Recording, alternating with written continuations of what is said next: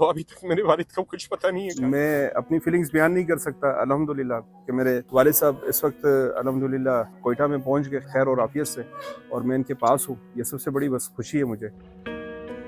हुकाम का कहना है कि जाफर एक्सप्रेस पर हमले के बाद पाकिस्तानी फौज की जानिब से क्लियरेंस ऑपरेशन मुकम्मल कर लिया गया है। जिले इंतजामिया के मुताबिक जख्मी होने वाले 15 मुसाफिर फिलहाल कोयटा सिविल अस्पताल में जेर इलाज हैं, जबकि कोयटा पहुंचने वाले दीगर मुसाफिर अपने अपने घरों को रवाना हो गए हैं।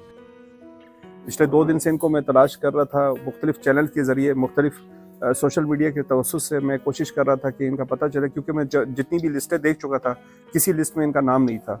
और आज भी मैं वहाँ पे था, रेलवे डिपार्टमेंट में था, तो वहाँ भी गया तो इनका नाम वहाँ पे मौजूद नहीं था। तो बहुत ज़्यादा मतलब फीलिंग्स अंदर से बैड फीलिंग्स आ रही थी।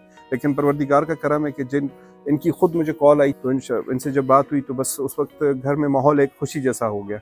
और अल्हम्दुलिल्लाह परवरदिगार का करम है कि मैं इनको अपनी आंखों के सामने देखा।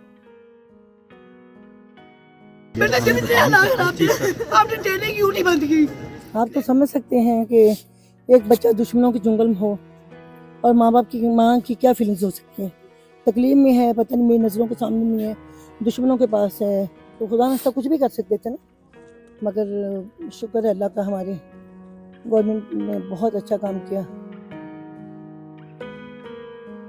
सेकंड नंबर पे मैं बैठा हुआ था, मुझे आगे पहले गोली लगी, फिर मेरे पास जो लड़के बैठे हुए थे किसी के 3 गोलियां लगी, किसी को 5 गोलियां लगी, वो बेचारे उसी टाइम शहीद हो गए।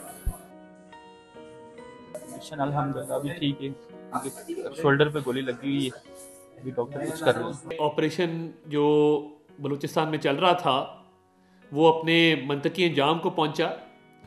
फिलहाल इस वाक़ये में हलाक होने वालों की मैयतें कोयटा नहीं पहुंचाई जा सकी हैं।